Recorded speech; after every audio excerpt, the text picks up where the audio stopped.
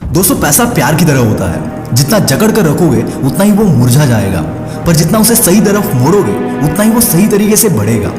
दोस्तों हमने बहुत बार सुना है कि पैसे के पीछे मत भागो, पर लाइफ की रियलिटी तो यही है कि पैसा बहुत जरूरी है। पैसा होने से बहुत सी चीजें आसान हो जाती है। मैं मानता हूँ कि पैसा सब कुछ नहीं है, पर मैं ये भी मानता हूँ कि पैसा बहुत कुछ है। आज अगर घर में कोई बीमार होगा तो इलाज पैसों से होगा, ना कि फिलॉसफी से। अगर सर पे छत खरीदनी है, प्लेट में खाना चाहिए, फैमिली को सिक्योरिटी देनी है, तो उसके लिए भी पैसा बहुत जरूरी है।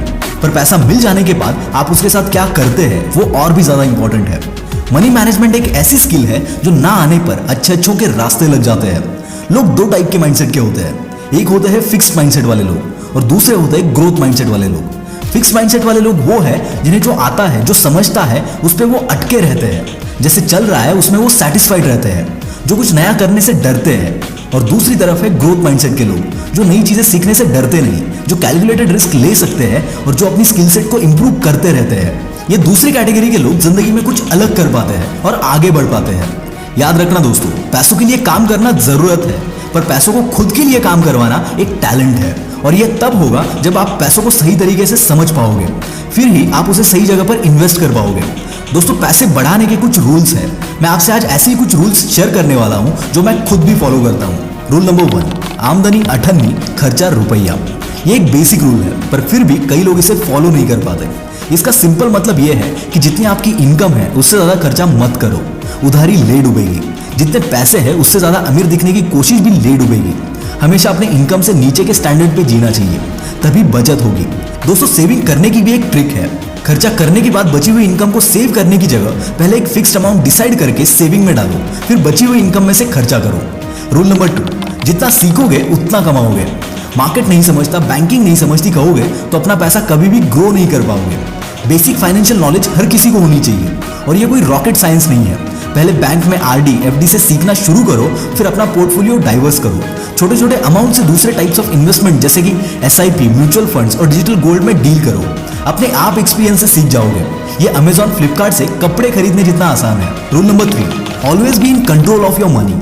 आपकी क्या इनकम है, क्या एक्सपेंसेस है, कितनी सेविंग्स है, कितनी इन्वेस्टमेंट्स है, क्या इंटरेस्ट रेट्स है, कितनी लोन रीपेमेंट बची है, इन सब पर आपका कंट्रोल होना चाहिए। वेल्थ प्लान करनी पड़ती है। अपने पैसों को कंट्रोल नहीं करोगे तो हाथ से निकल जाएंगे। इन्फॉर्म रहोगे तो अपने पैसों को करेक्ट टाइम पर करेक्ट जगह यूज कर पाओगे। Rule number 4, start as soon as possible. पैसे कमाने की, बचाने की या इन्वेस्ट करने की कोई एज लिमिट नहीं होती दोस्त। आप जब छोटे थे तभी पॉकेट मनी से अपने गुल्लक में एक एक रुपया डाल के सेविंग्स करते थे। ऐसे ही छोटे छोटे खर्चे रिड्यूस करके आप सेविंग्स कर सकते हैं और फिर उसे सही जगह पर इन्वेस्ट कर सकते हैं। ये इन्वेस्टमेंट सिर्फ मार्केट में करना जरूरी नहीं है, या आप अपने ड्रीम्स पर भी इन्वेस्ट कर सकते हैं, अपने स्टार्टअप्स पर इन्वेस्ट कर सकते हैं। जो चीजें आपको आगे ले जाएगी वो इन्वेस्टमेंट है। याद रखना दोस्तों, जितना जल्दी आप शुरू करोगे उतना अच्छा है, पर कहते हैं ना, जहां जागे वही सवेरा। आप लेट भी है तो भी आप आज शुरू कर सकते हैं। And last but not the least, rule number 5, never have one source of income. Warren Buffett ने भी ये सलाह दी है। इनकम का सोर्स एक कभी भी नहीं होना चाहिए। एक होगा तो जब वो सोर्स बंद हो जाएगा तो क्या रास्ते पर आने का प्लान है? नहीं ना। इसीलिए दोस्तों इनकम के सोर्सेज भी मल्टीपल होने चाहिए। और मैं बार बार कह रहा हूं आपसे, let your investments make money for you. इसलिए जैसे कि लास्ट वीडियो में मैंने आपको बताया था कि अगर आपको फॉरेन स्टॉक्स में डील करना है तो मोतीलाल ओसवाल के थ्रू आप फॉरेन स्टॉक्स में इन्वेस्ट कर सकते हो। जैसे कि आप सब जानते हैं, स्टॉक्स खरीदने के लिए हमारे पास एक डीमैट अकाउंट होना चाहिए, और मोतीलाल ओसवाल पर आप फ्री में डीमैट अकाउंट खोल सकते हैं। इनके 10 लाख से भी ज्यादा कस्टमर्स हैं और 30 साल के एक्सपीरियंस के साथ ये सर्विस प्रोवाइड कर रहे हैं। आपको बस आपका पैन कार्ड, आधार कार्ड और बैंक डिटेल वहां पर सबमिट करना है। साथ ही ये आपको पर्सनल स्टॉक एडवाइजर भी देते हैं, जो आपको गाइड करता है कौन से स्टॉक्स खरीदने हैं और कौन से बेचने हैं। और स्टॉक मार्केट के बारे में नॉलेज लेने के लिए इनका एक एप्लीकेशन भी है, जहां पर आपको free of cost stock market के एजुकेशनल वीडियोस की सीरीज मिल जाती है। और साथ ही यहाँ पे रेडीमेड म्यूचुअल फंड पोर्टफोलियो भी है। और जैसे मैंने पहले बताया, आप यूएस मार्केट में भी इस प्लेटफॉर्म के थ्रू इन्वेस्ट कर सकते हो। मोतीलाल ओसवाल में आपको कोई भी अकाउंट मेंटेनेंस चार्ज नहीं देना पड़ता। इन सब के साथ आपको 3000 रुपए तक के डिस्काउंट कूपन्स भी मिलते हैं और 1000 रुपए तक का ब्रोकरेज कैशबैक भी मिलता है। तो देर किस बात की, आज ही मोतीलाल ओसवाल के साथ सही जगह पर इन्वेस्टमेंट करना स्टार्ट कर दो। लिंक डिस्क्रिप्शन में है। दोस्तों वीडियो के एंड में एक बात कहना चाहूंगा। जैसा हमने स्टार्ट में कहा कि पैसा बहुत कुछ है पर सब कुछ नहीं। इसलिए पैसे कमाते वक्त याद रखना, पैसा बिस्तर खरीद सकता है, नींद नहीं। चीजें खरीद सकता है पर सुकून नहीं। मकान खरीद सकता है पर घर नहीं।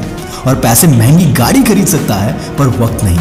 तो पैसे कमाओ, पैसे बढ़ाओ, पर जिंदगी की छोटी छोटी खुशियों की करेंसी को ट्रेड करके नहीं। This is Mangesh from the will power star, signing off for the day. Bye bye.